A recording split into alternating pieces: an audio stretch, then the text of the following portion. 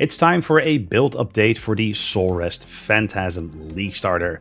After posting the video guide on Friday on the league launch, I've been enjoying the build throughout the weekend in 3.27, and after tinkering with the new Grafts and the Bloodlines, I have to say that there's a bit of damage potential in 3.27. Specifically, we can go from a 14.5 million peak DPS in 3.26 to now potentially 23 million peak DPS in 3.27. That's a pretty big upgrade if you ask me. How the crap is that possible? Well, that is thanks to the Storming Eshgraft, Replicating Eshgraft, and the Bloodline that grants +1 ring slot. So, let's first talk about the Grafts. I got the Storming Eshgraft pretty early on whilst leveling, and I noticed right away that the buff on it is very interesting. When you command this Graft, it will create Radiant Ground. Now initially it would create a couple of AoEs, not too big, it wasn't too exciting, but then now we have a level 24 version, and if we command our Graft, we get a pretty decent coverage. Of course, standing in the middle here doesn't do anything, but even if you stand on the edge here, we still gain the Radiant Ground buff. And so if we have our Phantasms up, just like this, and we command the Graft, we can convocate our Phantasms on it, and if there's an enemy that they attack, they will stay on that ground and, for the most part, benefit from the buff throughout. And then you can also tell there is now 100% uptime on this particular Graft, which wasn't the case before whilst leveling.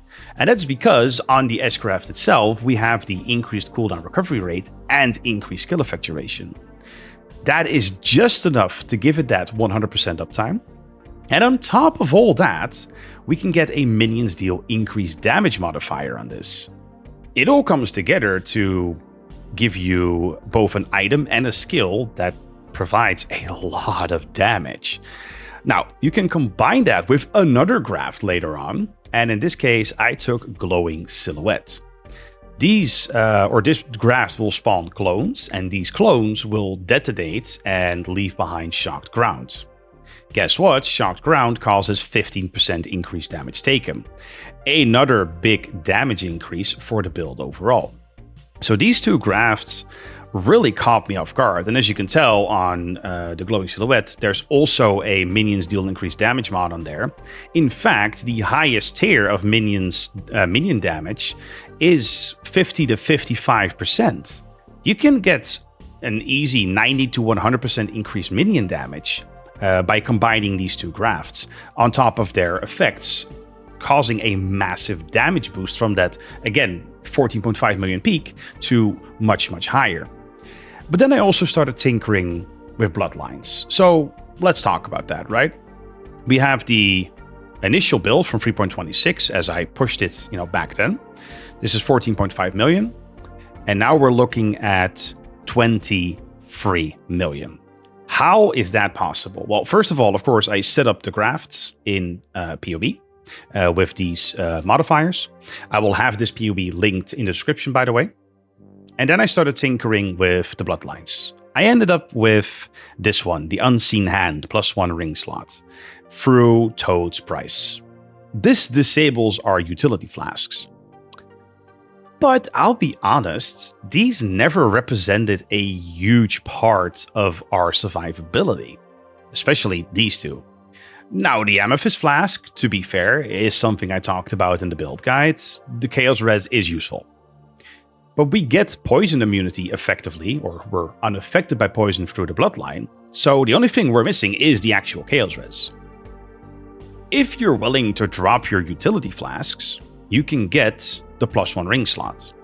And then instead of grabbing Unholy Authority for +1 curse, in that ring slot you can slap an Anathema for +2 curse, which means that we can corrupt our Triad Grip with curse enemies with elemental weakness on hit.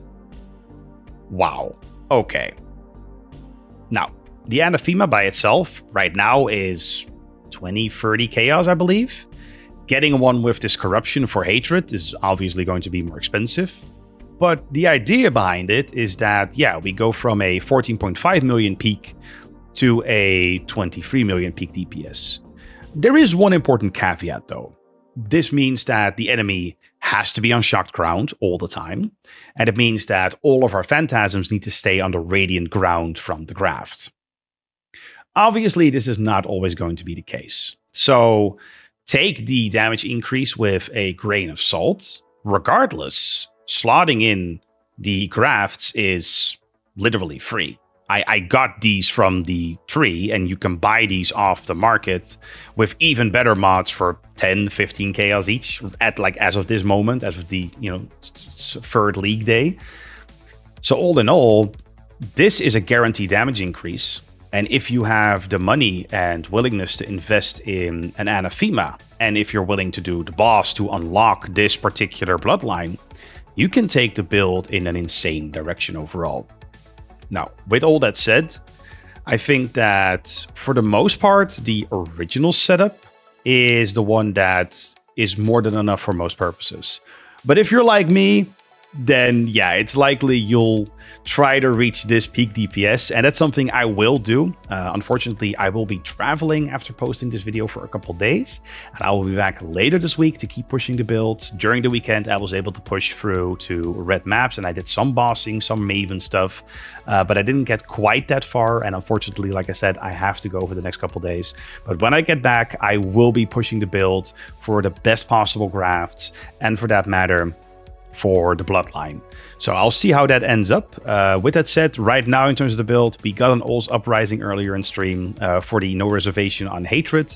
We slotted in Zealotry, and a lot of the pieces we would have in 3.26 are in place here. Of course, don't get me wrong, we still need to pick up a kick-ass large cluster jewel and combine Blessed Rebirth and Life from Death, but these are details we'll get to later in the week. Anyway, I hope you enjoyed this build update. If you're following along or have an interest in this build in 3.27, this is a way to take the build from pretty darn good already to potentially even more amazing. Now, which of these buffs or elements stay in later patches, I can't say, of course, but I can't imagine that these grafts will stay in the game as they are, because these are pretty darn nuts for how little investment it takes to utilize these. I can't imagine these staying after this particular league. I think Keepers will obviously stay because it is Breach 2.0, but the grafts are either getting nerfed or they're getting removed. I'm confident, and if they're not, well, that's one hell of a power creep. Anyway, that's it. If you're interested in the build, in the baseline build, the video guide is also to be found on the channel, of course. Thank you so much for watching, and yeah, until next time.